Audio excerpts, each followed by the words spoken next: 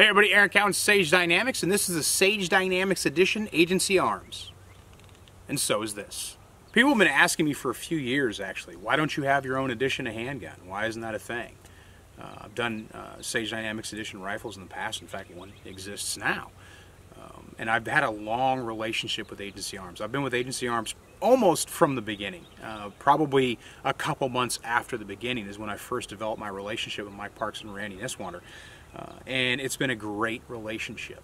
I'm a huge believer in Agency Arms, even though I don't browbeat my students over the head with that, and I don't browbeat you over the head with it. I believe their product speaks for itself, but I'm more than happy to speak on its behalf anytime it's germane to a conversation. I'm not a salesman, I'm a believer.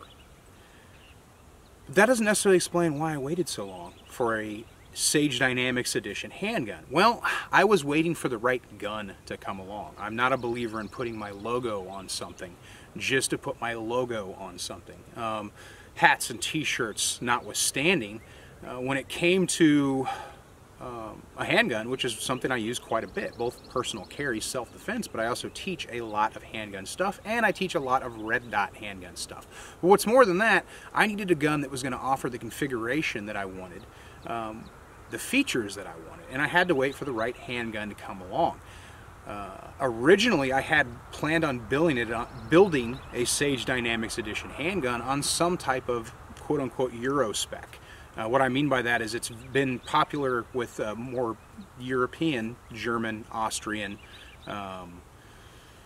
Belgian handguns to produce a full-size frame with more of a compact length slide, which can assist in concealability depending on your necessarily carry position, but that's always been the kind of configuration that I liked.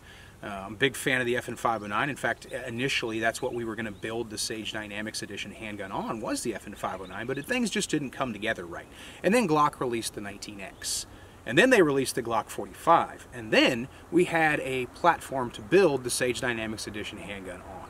So with the Glock 45 chosen as the footprint, the kind of bones of the Sage Dynamics Edition handgun, if you will, the next step was creating a compensator that was going to do exactly what we wanted it to do, because I'm a firm believer in ported and comped guns, even though, you know, in 9mm, the old argument that, like, you know, you need a better grip, you don't need a comp to comp 9mm. Yeah, but I like no recoil, and even I'm probably never going to get that from bullets, from just the way ballistics work.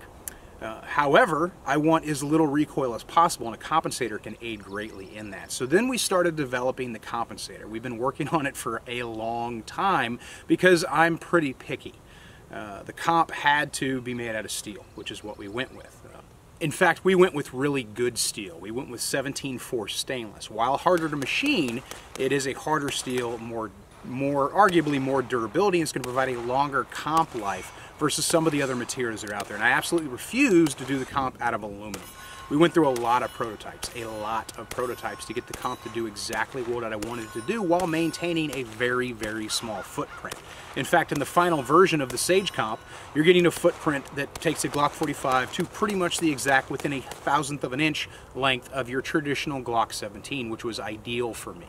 I've been carrying a full-size handgun for a long time. In fact, up until recently, I carried a Glock 17, then I went to a 19X with one of actually the final prototype of the Sage comp that's on it still to this day. On the Sage Dynamics Edition handgun, you're getting that comp.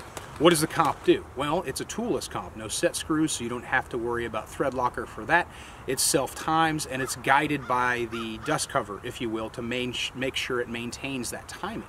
We've also got a proprietary guide rod and an interface system with it that provides a reliable, stiff recoil support system that isn't going to be picky on the ammo you feed it. In a perfect world, I would have designed the compensator to run, 124.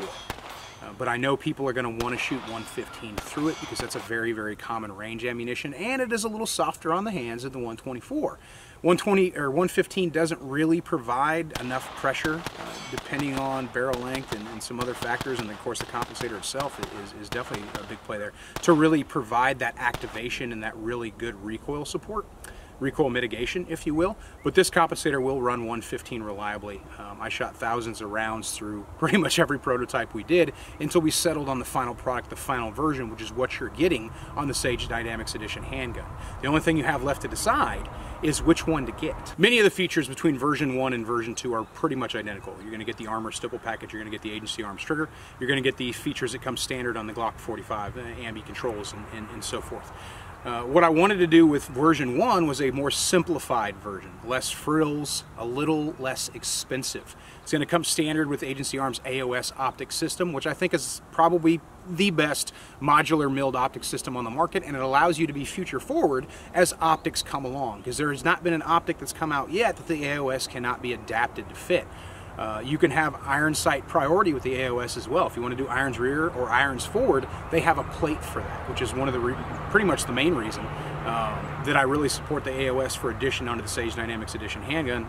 Not only the fact that it's made by Agency Arms, who also does the work on the gun, but the version 1, we took the Glock 45's front cocking serrations and we added a few, and then we put a radius on them to increase grip surface if you're going to manipulate the gun from the front, and we radiused them in the back as well to increase purchase coming over the top of your optic body.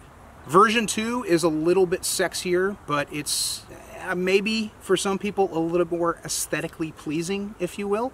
However, it's nothing added for the sake of just adding something. It still has the same forward cocking serrations. They just have more of a race car appeal to them if you're into a more sexy gun. Now, either gun, version 1, version 2, it comes with a compensator. It's also initially, at least, available in OD green, black, or black multicam. So you can have any color you want as long as it's one of those three. There's also a special edition which is available in version 1 or version 2 for Sage Dynamics alumni who have earned a Sage Dynamics red or black patch. You can order that directly from Agency. Send your Glock 45 or your Glock 19X in directly to them, and they will do the black or the patch edition of the Sage Dynamics Edition handgun, either on version 1 or version 2. That gun is black on the outside and all the internals are red, and it looks super cool. And as an added bonus, you get your initials engraved into it, whatever initials you choose into the slide. So it's a very personalized experience that Agency Arms was kind enough to allow me to extend to my alumni as a thanks for being awesome enough to earn a patch in a class. So you can send your 19X or your Glock 45 into Agency Arms and get the version 1 or the slightly more expensive but sexier, relatively speaking, version 2 package is done. It's going to return to you in with the already mentioned features in one of the already mentioned colors with that integral Sage comp. Right now, the only way to get the Sage comp is to get the Sage Dynamics Edition handgun. Yes, in the future, at some point, it will be available separate for purchase, but not right now. We also will eventually release it in a 17 length, so you can put it on a full-size 17 if you so choose to bring it to the length of a 34, which is pretty cool for a single-chamber comp. If you want to go dealer direct, Palm Beach Tactical down in Florida, they are a stocking dealer for the Sage Dynamics Edition, as well as Omaha Outdoors. And by the time you watch this video, it's probably going to be carried by a number of the other Agency Arms retailers. If you already have a preferred retailer for Agency Arms, you can probably get one through them, or you can send your gun in direct to Agency Arms. And they, of course, they offer the 50-50 plan on this as well, 50% down and 50% upon completion of your build to get your Sage Dynamics Edition handgun back. Of course, you don't have to buy the Sage Dynamics Edition handgun, but I would personally prefer it if you did. If you're buying an Agency Arms, you might as well get the Sage Dynamics Edition because it's cool, and who doesn't like a cool gun? But in all seriousness, I I wanted something that was going to add a lot of value, and that's why I went with the compensator, with the AOS system, and the Armor stipple package, which is the grippiest stipple you can get. And this still makes for a duty or a carry gun if that's the neighborhood you're looking for something like that. You're still going to be able to get all the functionality and all the features out of a gun without it being fragile, because it's got a bunch of stuff done to it that was done needlessly. Everything was done intentionally. We left what works really, really well alone, and we made the slight modifications where they were needed to be made in order to increase the performance or the versatility of the gun in varied environments, as well as through varied types of ammunition for those of you who prefer a comped handgun.